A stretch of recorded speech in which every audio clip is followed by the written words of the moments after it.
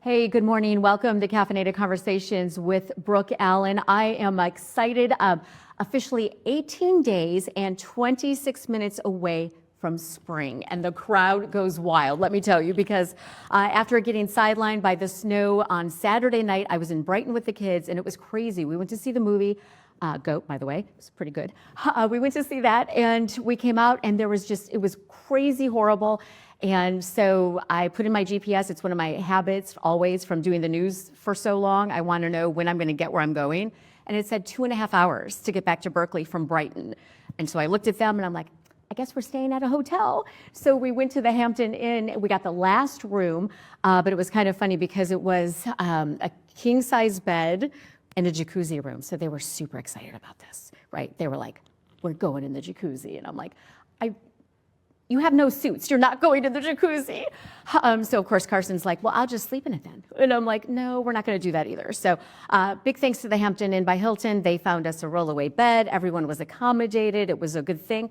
And it was by like 11:30 at night, and they actually made me a fresh pot of coffee. So you know I'm loving that, right? So that was awesome. So again, big thanks to Hampton Inn out in Brighton. They were wonderful.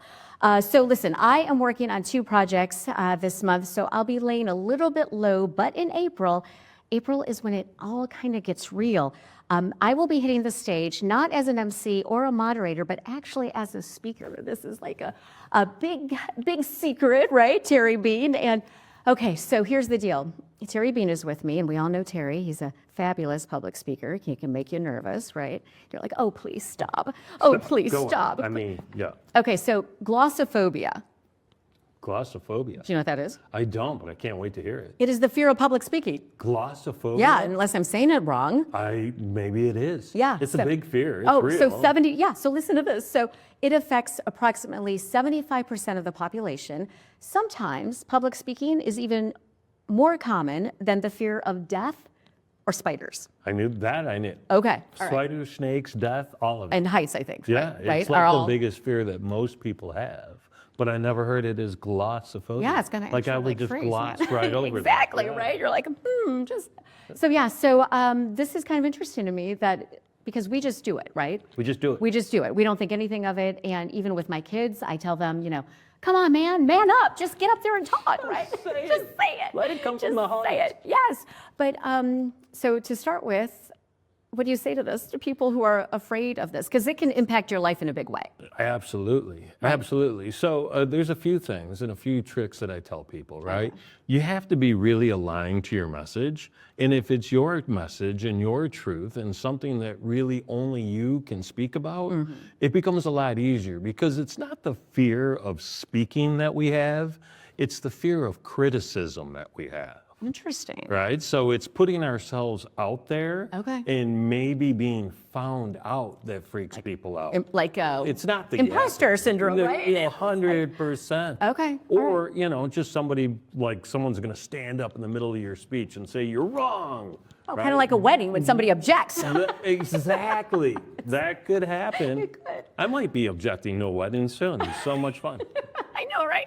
It's like, so that is, and the whole thing of being awkward, right? Because you're all of a sudden people are looking at you. That's right. What do I do with my hands? How do I look? Is my hair okay? I mean, there's a bunch of stuff that just can make you spiral. If I had a dime for every time I was worried about if my hair was okay, it's amazing. Yeah? Does it look okay right now? It looks fine. I just had it done this morning. Okay, Yeah. good. Excellent. Okay, so you have a course coming up. I do. It is a fast track. If we're going to get fancy, 4 weeks. Yeah, 4 weeks. Okay, 4 weeks, and I have written down the different categories. Ooh, okay, love it. So clarity by confidence. Yeah. So break that down for me. So clarity, right? The message needs to be clear. And the confidence comes from, like I said earlier, about how aligned you are to it. The challenge most people have is they're speaking about things that maybe they don't know as well as they could. The greater we are in terms of what we're trying to say and how we're trying to say it, and then if we actually practice saying it a few times, that becomes something that instills confidence in us. Okay, so it's kind of like when I started my career, because I think I've told you this before, I doing my first interview and you have the list of questions and you're just kind of like, ba, ba, ba, ba, ba, checking it off, ba, ba, ba, ba, ba, checking it off. And then all of a sudden you're like, what are we talking about? Right. Because you're not listening. Because you're not listening. You're too worried about asking the right questions. and hitting the checklist. Exactly. Right? Exactly. It was a hard lesson to learn, but I think I learned. Well, and it becomes really important to, this is a line I use for a long time, I just trust that the right words are going to fall out of my face as needed. Really? Always. That's interesting because, I have spoken for Mothers Against Drunk Driving for years, and it's always like, what are you going to say? And usually I always knew what I was going to say when I was brushing my teeth. Yeah. That was, because if you plan it too much, you're going to freak out if you miss a point. So I do a lot of work with TED speakers, right? And doing some coaching with them. And there are folks that write out their entire speech. And so if you write out the entire speech, do they memorize it? Is that the deal? that's the goal, is to memorize it, right? Right. Take your mark on the floor on the stage, right? Occasionally someone will bring notes up, but that doesn't happen very often, so they memorize it. Okay. That's a great way to get down on yourself, because invariably you're going to forget a word or a sentence or a paragraph, and then you're going to have this visceral reaction to that forgetting. I joke about it's like painting the living room in that corner up by the ceiling where it always looks funky, Right. and you're like, oh my God, I'm on the ladder, this looks horrible. No one in the history of living rooms has ever gotten on a ladder to look at the corner in your ceiling. People don't know what you were going to say. Right. So if you lament over saying it wrong, Then they know that. You can see that. 100%. It's the same thing as like doing a show and forgetting your line. Exactly. Right? And you're like, save me. Save me. But nobody knew what the line was. It's Right. not like they're sitting there with a script. Right, exactly. The other actors, though, are all right. There's that. They might that be is funny. that has actually happened to me. It's horrible. It's like, I've been the one who has forgotten, and I've been the one who has saved someone. But you have that moment of pure anxiety. That's right. Right? And that's how it works. But again, if you can bullet point, right, just ideas that you want to cover, then there's no chance of screwing that up, because you didn't go out of turn, you didn't really forget the word or the sentence or the paragraph, because you didn't even have it written down. Okay. Can't forget what you never had. Can't forget what you don't know. That's exactly it. Okay, structure is another. Yeah. Structure and sequence. So it's so interesting to me. The prioritization of the message is so important. And you're a media personality, so the phrase above the fold will mean something to you.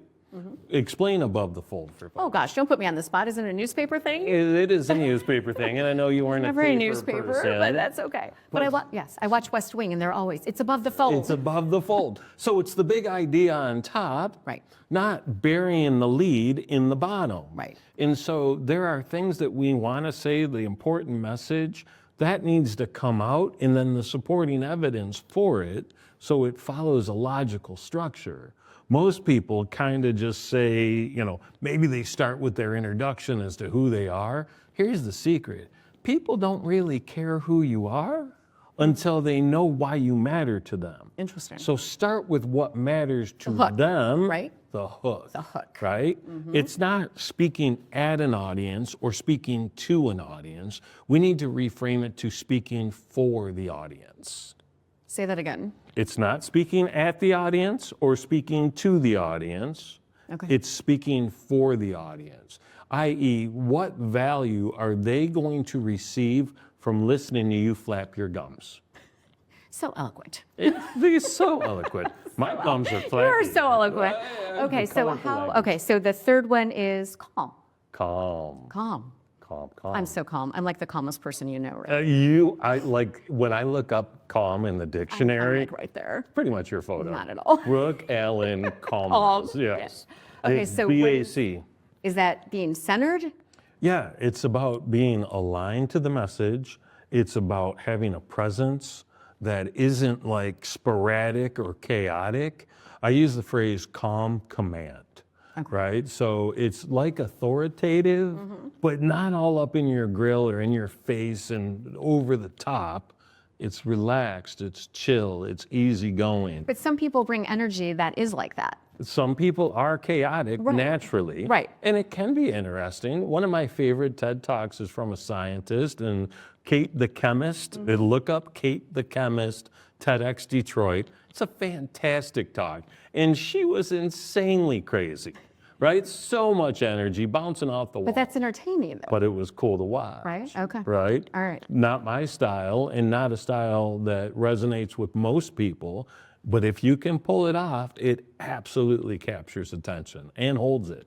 So how can a person, well, I guess that's why you're doing this fast track, because you can teach a person to be calm. That's it. Right. And again, one of the biggest things that I teach people is practice. And it's fascinating to me because they talk about the idea that practice makes perfect, and that's crap. Right? Yeah, because what if you're practicing the wrong thing over and over and over again? That doesn't make perfect, right? That makes perfectly disorganized. Right, yeah, okay. So it's perfect practice makes perfect. Okay. We got to know what we're actually practicing. Okay, so that's the third one, right? Calm. And then hot seat. Hot seat. What is this? Oh Sounds gosh, exciting. this is literally the fourth session. Okay. So when I did the first cohort in January, I have a workbook that goes with each session, and I tell people, I'm not a teacher. I'm not here to check your homework. So it's on you. If you're going to do it, do it. And so the fourth session, we moved into how to build the business. For this next cohort, I'm not worried about building the business. I'm worried about actually checking whether you did the homework. Okay. Because it's application. So the hot seat, it's kind of like what you're doing to me right now, right? I had no idea what we were going to talk about. I knew we were going to talk about the course. Right, but right, I for didn't sure. know what the questions Yeah, were. I never sent my questions. Yeah, and I wouldn't read them if you did. Exactly. Right? I wouldn't So read there them was if no you point in doing it. no reason to send them to me. And so the idea of being able to think on your feet and actually use the information that you picked up from the course and have like a real world test of how does it land? You've got an audience of your peers that are in the cohort. Okay. You're going to be speaking about your idea or your message to them and get feedback, not just from me, but from the other people in the course. And that, so to me, I think that's really valuable to hear. I mean, yes, from you as well, right? But I mean, from like real life people. It's the integration, Yeah, right? right. Okay, so who should take this course? So there's a couple of different groups. There are business professionals that have to speak as part of their job, right? And maybe it's just motivate their team and just the team leadership side, but it's also designed for people that want to speak on stages. It's not for professional speakers who are already out earning money as presenters, but there are a lot of people that have a story inside of them that they've been told time and time again, whether it's you need to do a TED Talk, you need to do a mock talk, you should go speak at Disrupt HR, whatever the case may be. People that have a message, that want to structure it and organize it in a way that will get selected to be able to present and share. Because there is nothing more empowering than standing there confidently, calmly, and being able to present your big idea. So I read a stat that, let's see if I have it in my notes, Let's because I'm see. prepared. Let's see. Well, listen, you knew when spring was starting. I To did, the right? minute. That's pretty exciting. To the minute. right? So yeah, I was proud of myself for that. So if you are in a job that requires you to speak or lead teams, I mean, and you're not good at it or you're fearful, it can actually impact how much you make. It impacts how much you make, whether you're promotable, right? You're going to end up being at that level for a long time. If your leadership requires you to enroll and engage other people to take action to achieve the vision you have, being a confident, calm speaker gets people moving faster. And so this is what gives upward mobility in your career. Right. Okay. So what if somebody comes to you and they tell you their message, and you're like that? Has that ever happened? Oh, Where you're like, eyes glazed and like, oh gosh, absolutely. is it because it's a wrong message, or, I mean, is it both? What happens most frequently is people have too many messages. right? And so they want to take their 16 different big ideas and cram them into one. Okay. And what we end up doing is we say, okay, listen, you got 16 ideas. These 4 go over here, these 5 go over here, and these 7 are central to this. And you can check the math. I actually did that in my head in real time. That was 16. That being said, now you have 3 talks. Okay. And that's okay. And this is coming from a guy who has no less than 48 different presentations in my laptop. Seriously. I don't need 48 presentations. I wish I had me as a coach 15 years ago when I really started taking speaking seriously, because I would have limited that. Well, right, but at the same idea, you have different topics you can talk about to different audiences. You would think that that would be the case, but it causes more confusion for the audiences that might hire you to speak. Have you ever gone shopping for something? Has anyone ever told you, hey, I need you to pick up this thing? And then you go to the grocery store and there's 37 of that thing. And now you're like a little bit paralyzed because you don't know which one of those things. Like if someone said, go buy me toothpaste, but they didn't say, I want Crest, whitening. 3 days or 5. Yeah, exactly. Right. Okay. So it's about 3 choices are a lot easier to select from than here's the litany of things that I do. Okay, so people who want to go into public speaking to make money, Yeah. how does that all start? So interesting, when I finished the first cohort, I was like, oh, a better idea is to have this be like kind of the intro, and then there'd be a next cohort that's intro to doing this as a business. Okay. And then, so that second cohort, I think that's going to come out in April or May. Okay.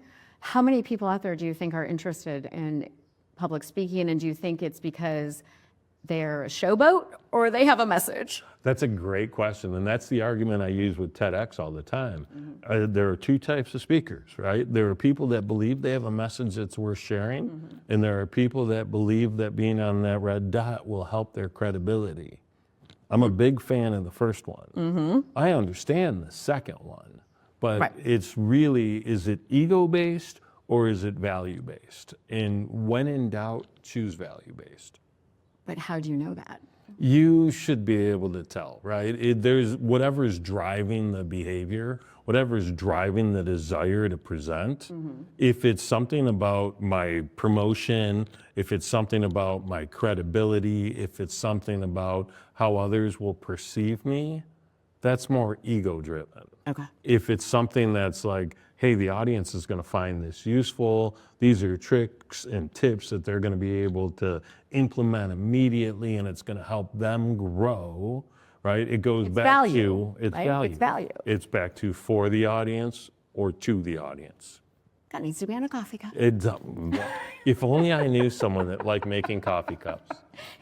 And if only you remember to bring your coffee cup. Was I supposed to bring a coffee cup? Whenever. I had stories. I had 2 choices too. I almost brought them both. Oh, see? It was so close. Well, it was funny too, because I told somebody else, I'm like, listen, if you don't bring a coffee cup, I'm going to hand you one and make up a story about it. I would love that. You would have loved that. I would have been all about it. Love that. Okay, so this is a limited cohort that you're doing coming up. 12 people. Okay, so 12 people. 12 people. Space is limited. Space is limited, yeah. Okay. And it's supposed to kick off March 16th, which, by the way, is less time than spring. I was just going to say. Less time. Yes. 4 days before spring Okay, and starts. this is all online. It's all virtual, yeah. Okay. And it's all recorded, so like it kicks off Monday at 4 p.m., 4 to 5:30. It's an hour and a half a week. Okay. The recording's there, and after getting the rhythm down in the first cohort, I know that by 6:30 you'll have the recording in your inbox, so you can go and watch it again and again and again. And then the workbook. And then there's one little bonus in there. It's a 45-minute one-on-one coaching session for the things that you want to talk about or ask that you don't want the entire group to hear. Okay. But So you want private that specific one-on-one with. Okay, person or virtual?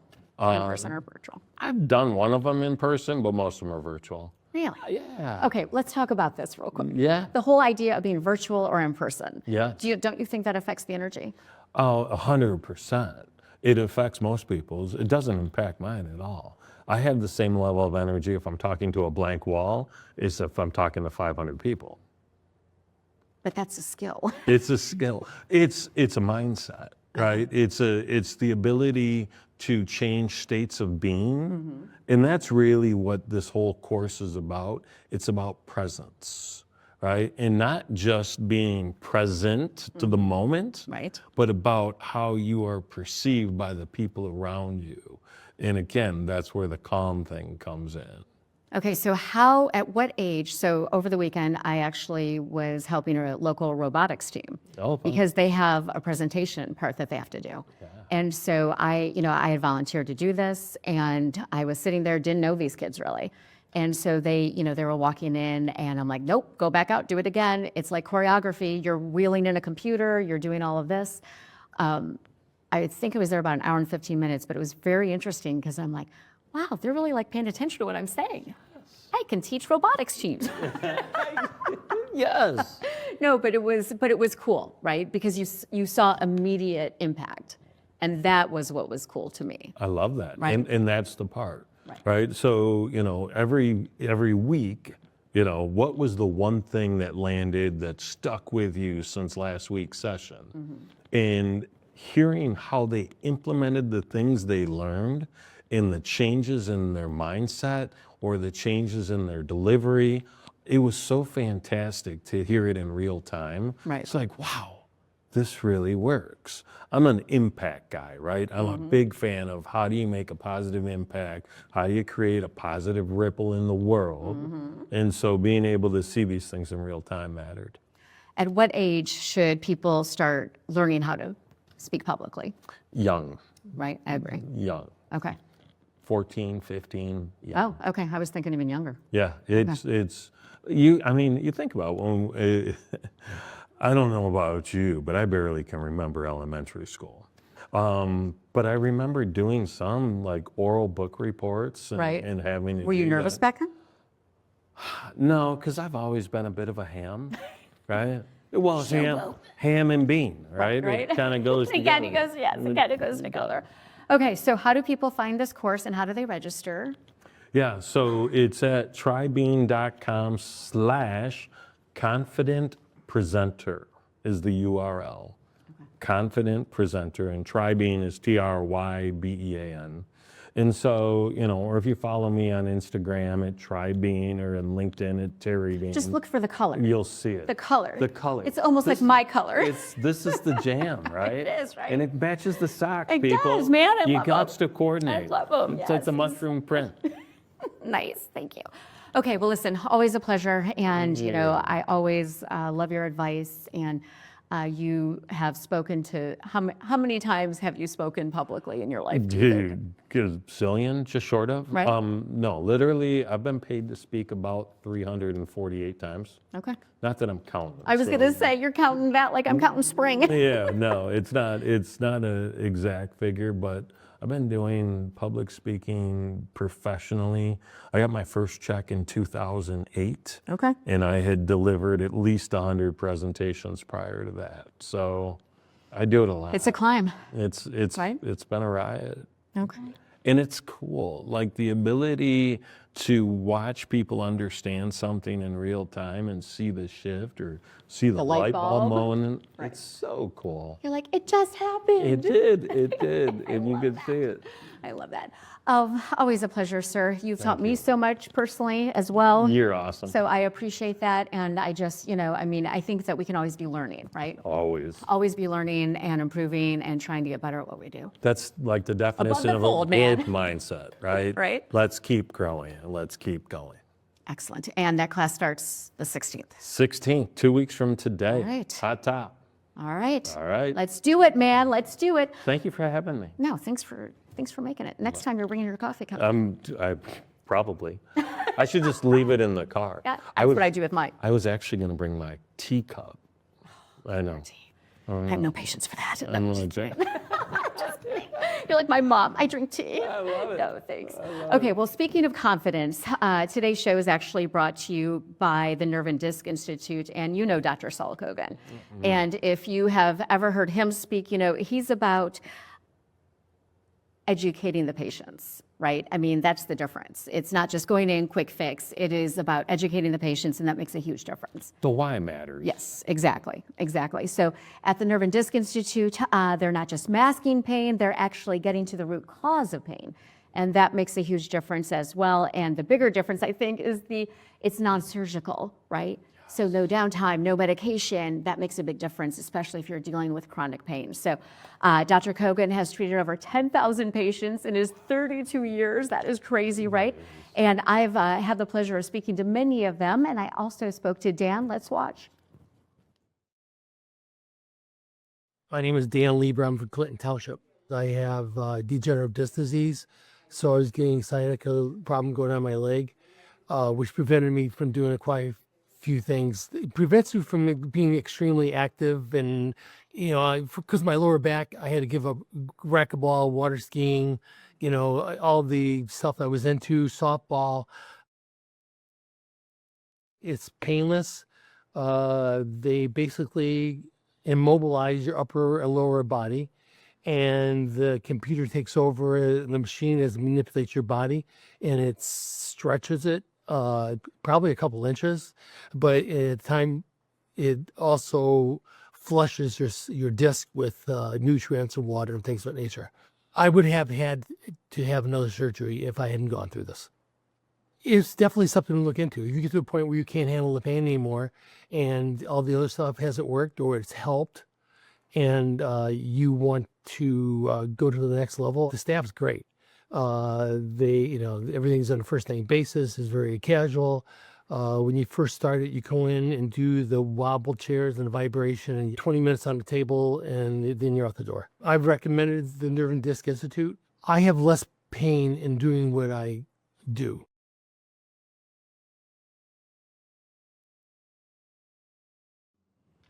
And the Nerve and Disc Institute, they have 3 locations: Farmington, Clinton Township, and Grand Blanc. And here's the catch, that if you mention Caffeinated Conversations with Brooke Allen, you'll actually get 50% off your treatment plan. And Dr. Kogan, he's not one of those intimidating guys. He's super nice, super kind.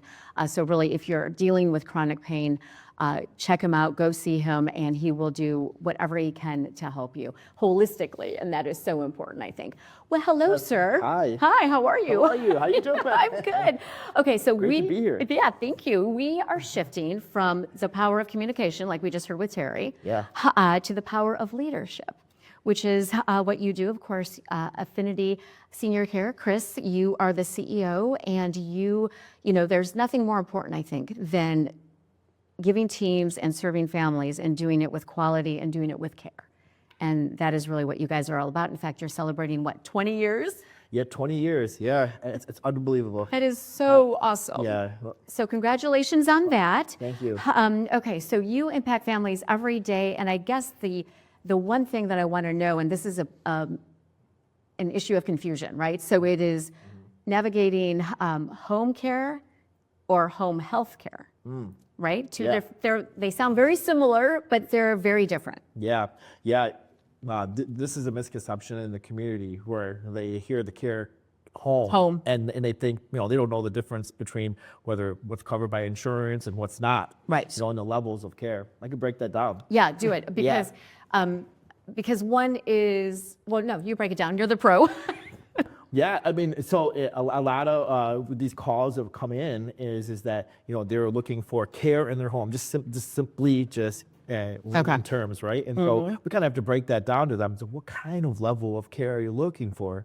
And there's a couple pathways a lot of family members face. Okay. Is that, are you really looking for it being, medical versus non-medical? Because that changes everything. It changes the type of, the way you actually receive it. So, when you have medical care, usually that is covered by insurance. Okay. But a physician always has to be involved. Okay. So whether you're leaving the hospital, leaving facility, or right, because how often do we hear, they're getting discharged, but they can't go home without care. Yes. Right, so that's the thing. And yeah, when we talked about this several times of past experiences too as well, is that people face that challenges when they're leaving the hospital, and then they say, you need help in your home, right? Right. And so you usually have to navigate that yourself, or usually someone in the hospital navigates that for you. So usually with medical care is it has to have a physician actually write a script. Okay. You know, and if you're leaving the hospital, they do it for you, but you have a primary care doctor too as well, or a surgeon who had a surgery. Right. And they are the quarterback of the case. Okay. In the beginning. And of course, the next step would be insurance. You know, what type of insurance do you have? Mm-hmm. Does the care provider in your community accept your insurance too? And for how long yes. is a key too, I think, right? Well, Sometimes. the word is intermediate. They think that when you do get care on your insurance, like there are limitations, there's guidelines, you know, and they go by, you know, insurance guidelines typically. All home health care companies that are medical, they are licensed in their state. So they have specific criteria in order to be enrolled. The first is talk to your physician and see if that is something that your family needs. And next is what type of insurance you have. Does that provider accept your insurance too? And so usually in that type of, when they go through those steps there, then they're able to receive care in their home when they did their research. Okay. But what the misconception is when they receive, when they want caregiving services. Okay. You know, that caregiving services is on the non-medical So that's like meals and stuff, non-medical right? care. Meals. You want someone to be your companion in your home for hours, not visits, because medical care, they're there for 45 to an hour visit. Okay. Versus non-medical care, they're there taking care of the daily needs. We call them activities of daily living. Okay. And so meal preparation, Right, yeah. managing medication. What about showers, stuff like that? Bathing? So we call that personal care. And personal care is usually typically bathing, someone, helping them shower, get dressed for the day, any type of hygiene needs that they request. Okay. So what do you guys do? We do both. You do, right? Okay. So that's why you're like, okay, so what kind of care do you need? Because if you send the wrong person, because you weren't told the right information, right? Oh, sending the right person, it usually has to do it way before, ahead of time, and that takes the home care that you have. That's a big deal if you send the wrong person. Oh, for sure. Coming into your home. First of all, you're sending a stranger in your home. Exactly. We know that. Right. And so you have to have that trust for someone to come in. So sending the wrong person is something that we are truly focused on way ahead of time before we even come in. Okay. Too. Okay. So when a family calls you, if they're just looking for like caregiving services, you can do that. Yes. But what do what is the first question you ask them? Well, we'd like to learn more about you. Okay. This is a soul. This is a human being calling me, and I do not know exactly, it's empathy. And so when someone calls us, we start there. Okay. We'd like to hear your story of how you got to the point why you need us. Okay. And everyone has a story. Everyone has a journey. Like we just heard Jerry say, right? Everyone has a story. I mean, really. They do. Yeah. Yeah, we have to put ourselves in their shoes, and empathy is the first part which we talk about in our office when we do any type of calls.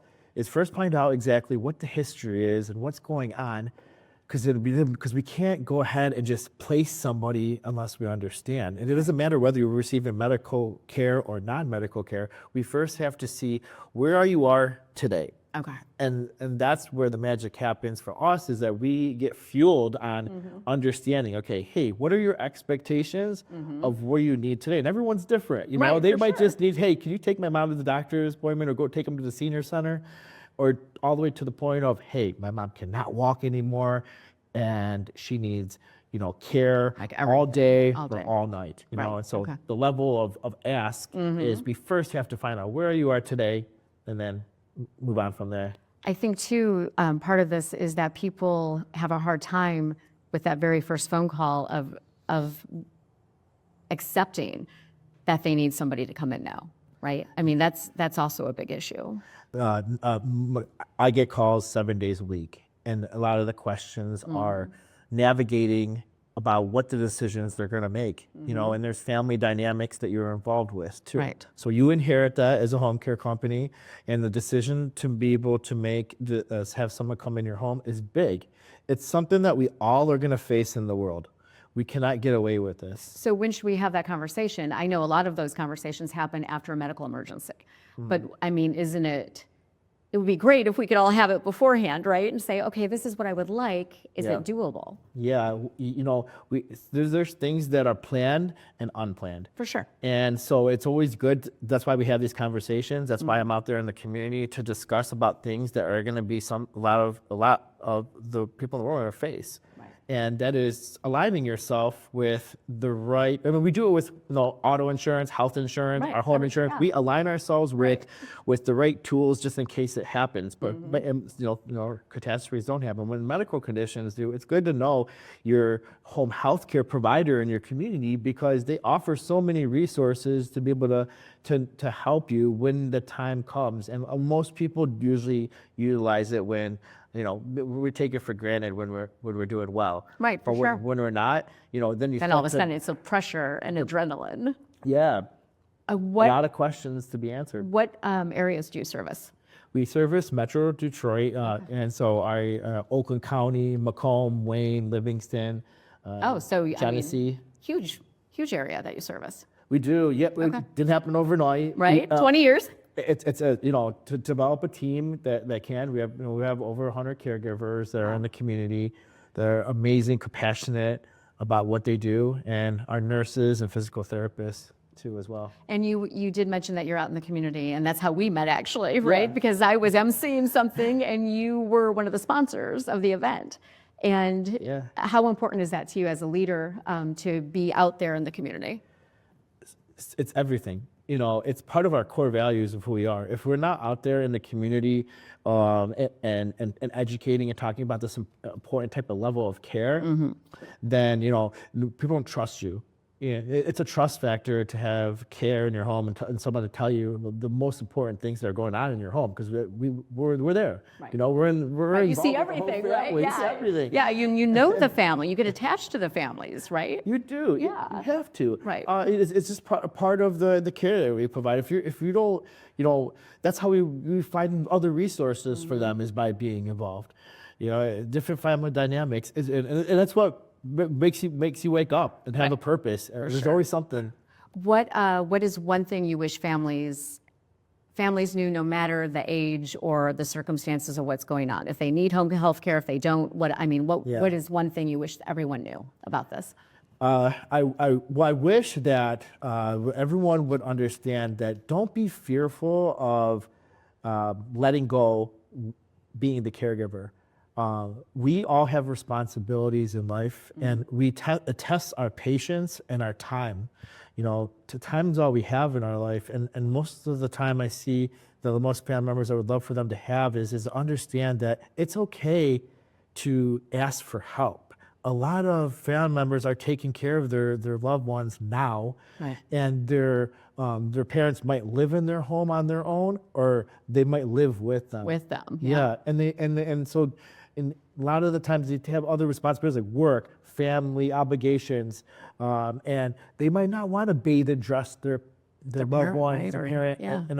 every single day. They're completely dependent on it, Right. and it's okay to ask for help because there are great resources out there to give you time, and you don't have to have it for long term, but at least take a break. There's a big thing. There's for many years, this is not new, but it's burnout. Burnout, right? And you could get burnout. You could get a caregiver burnout by caring for your children. And it starts at the beginning. I don't know anything about that. No, but the whole, but people feel guilty about that. They feel guilty. Yeah, there is a guilt. There is a guilt, for sure. There's a guilt. The guilt, and then the parents, your family members could provide the guilt, and then you have the guilt. Why don't you want to take care of me? I'm your mom and your Right. dad. After everything I've done for everything you. I changed your diapers, but you should be changing mine. Oh, gosh. But in reality, you know what? There's no right or wrong. Everyone has, a decision to be made, and every family dynamic is different. For sure. I get the call every day. Yesterday, I got a call from someone asking me a question of like, is it okay for my parents to move in my home? I'm married, I have kids.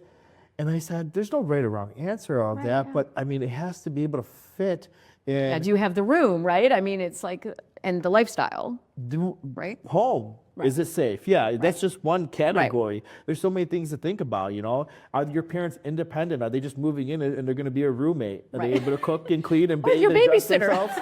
Yeah. I'm like, come on, Mom, move in with me. No. But it's funny because I guess people just, you know, it's the whole misconception of what you're looking for, or you don't even know what you need. You know, like I said, there's no right or wrong answer, but you know, a lot of if you don't try to get help, then it's just you on your own. Right. And you're trying to just really, you know, it adds a little bit more stress on the whole environment of your life. You know what I mean? And so what I always try to tell family members, I say, you know what? If you fear your mom having safety, let's pick a portion of the day and give it a shot and have someone be there for them and see if like you have some type of peace of mind, you know, and so that helps a lot of family members actually, just I don't- try it out. I don't mean to interrupt you, but it's the whole idea of, so if somebody does want to try that, I mean, is it like a length of time that they have to, can they do it for a short time just to see, or is there a like 6 months or? There's no contract in care, you know, and for us, you know, Okay. what we want you to do is see if it helps. Yeah, there's no contract. You don't have to sign for it anymore. You could start and stop at any time. Okay. Family members call us and they say, I'm going on vacation, but I fear my mom being alone. Can you stay for 2 weeks or a week? Oh, okay, so short term. Oh, see, Yeah. to avoid that burnout. And this is something, yeah. Right, Yeah. for sure. Clinically, they say respite care. That's the right word for Okay, it. They're taking all right. a break. Okay, respite. Okay. But those facilities, you could actually drop off your mom and dad or daycares or No, I- assisted living too. But the whole idea of, you know what, they may enjoy that, right? I mean, because they're actually being active and having activities and being out. But again, that guilt kicks in, I think, sometimes. The guilt kicks in because, you know, they have this role that they feel that that they were told that this is you're responsible of as a child, you know. And I know as all of us know, is like I want to do everything for my parents, and I will step in and whatever my expectations are. But I also have to know my resources too. And that was kind of what I talked to the family about yesterday. Is I said it's okay, it's good to know what your resources are because they can still live in their home and not live and move your parents in, but provide them with the right resources at least. And they're like, what are they? You know, you can have someone there in the morning and make sure she took her meds, Right. and she got dressed and she took a shower safely, and they can leave right after. You know, she says, I'm going there every morning, making sure that's being done. see, so- But that's the solution. That's awesome. Yeah. So she's like, oh, okay, I can take that off my plate. We'll start there. Right, Yeah. sure. Start with a portion of the day that you feel like is most stressful. Should I take my kids, to school, but then also I have to go back over there and take care of her, and then the husband says, I want my mom to live at the house here, and so That's another like I said, conflict, maybe. the world probably. faces it. It's true. Right, no, for sure. Do I want mom and dad to move in my house, or do we provide the resources to keep them safe in their home? Right, okay. So how do people reach out to you to find more information or resources? I mean, I've been to your office a couple times, and you guys are fantastic. Thank you know, I mean, just the whole environment there, everyone that's with you, that works with you, I mean, everyone is so caring and empathetic just by being in the office, you. it's awesome. Thank and you. that makes a big difference. It does, yeah. Our type of service is we want you to feel comfortable to talk to us. Right. So and then we will want and then that's why our office is the way it is. We want you. It's open. There's snacks. It's spacious. It's like we want it to feel like home. Right, We want I'm like, I just want coffee. Yes. Where's the coffee? Clearly, right? Speaking of coffee, Philip Jules in the house with his Blue Hat coffee, so I'm all excited about that. Yeah, it's like, duh. So people can reach out to you online, phone. What is the quickest way if somebody needs you immediately? Yeah, just give us a call. Really? Look us up, Affinity Home Care. Okay. We're available. We're 24/7. You can call us on the weekends, and we'll call you back. Okay. And we'll answer your questions and figure out anything. I'm available. You can look me up on social media. Just as I was sitting here, someone sent me a DM about their parents. Oh, nice. Contact me, whatever it is. It's usually we're not asking for sell flowers in our business here. Most of the time they're trying to solve a problem. Right. No, for sure. And the empathy factor matters a great deal. Absolutely. I mean, it really does. Don't feel, our motto now, is we want you to, if you need to talk, support is everything. Right. I think, over the years, doesn't matter what you go through in challenges in life, but it's good to surround yourself with support. You don't have to utilize our services, but at least reach out to us, talk to us, because this is a big, no one, our parents are not going to stop aging. None of us are. And guess what? We're going to age too, so we need to talk about this. Yeah. Right? I mean, it's important. It is. And plus, I think, the whole idea of that they cared for us, so now it's our turn to care for them. It is, yeah. Right. And like I said, people do think of it that way too, but they also might not want to take on that role. For sure. Or they may not be able to, depending on their life circumstances as well. Yeah. But 20 years, you must be doing something right, man.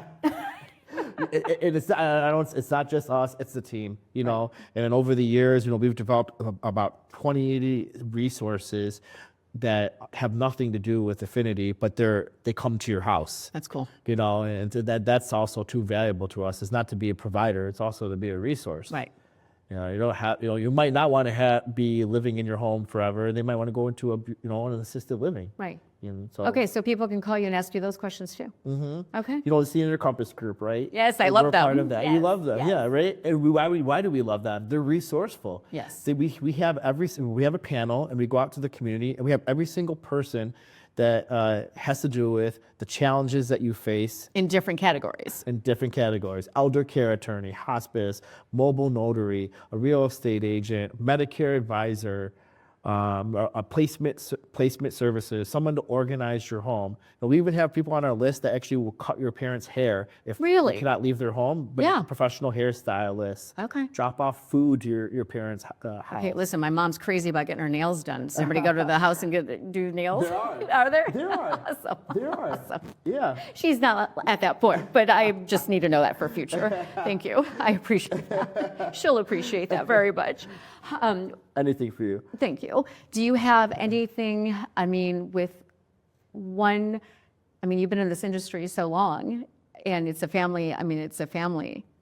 Yeah, It's a family Our running 20 years, we started with our medical team in 2006. Okay. So our Affinity Home Care agency, the birth was it, and then we saw value in caring, and we didn't want anyone to leave, and so our caregiving services was in 2012. So that would be 14 years. 14, yeah. Being caregiving. That is awesome. And it takes, I know it's a tough industry sometimes just because of everything going on, but it's amazing. And thank you for everything you do and all the resources that you provide.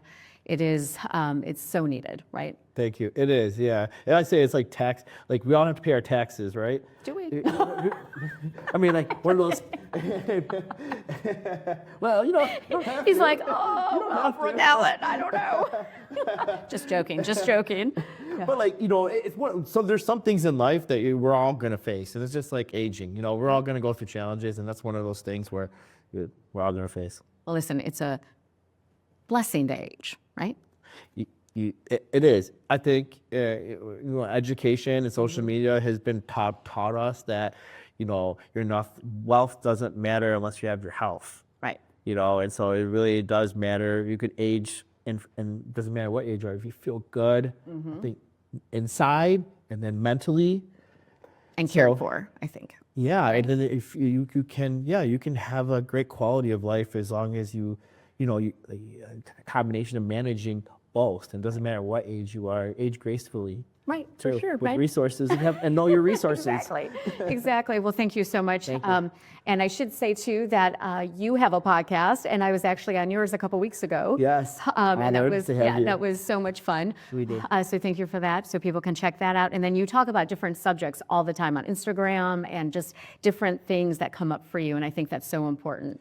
Thank you. My topics, I always say, I try to talk about the real stuff that we face. Right. It's stuff that no one really wants to like or comment. Right. Most of the time, they'll send a message privately. Okay. They don't want to say something like, "Oh, my mom can't bathe themselves," or Right. they want to say that in the back end. So don't fear when you do watch our stuff and everything. Is that just reach out to us, and if it's okay to, you don't want to publicly, talk about the challenges that you're facing. Right. And so, but we still like to talk. It's important to us. Yeah, no, talk that's, about the hard that's stuff. awesome. Okay. Well, thank you so much for being here. I appreciate it. Always a pleasure to see you. Always. Thank you so much, even though you forgot your cup too. You and Terry, man, what is going on? Philip too, he's in the house. He forgot I his. felt terrible driving here. I'm like, oh my, how am I gonna fill this void? Should I stop at the dollar store and like bring something cool and share a story about it? I'll be like, hey, that's my mug. What's happening? No, seriously, thank you so much. I always love high-fiving people. It's my jam, man. Yeah. Well, listen, thanks so much for hanging out with us. And spring will be here soon. How exciting Oh is my gosh. that, right? I can't wait. Oh, me neither. Me neither. But thank you so much for being with us. And in the meantime, we'll see you soon. And keep the coffee hot. Bye. And cheers.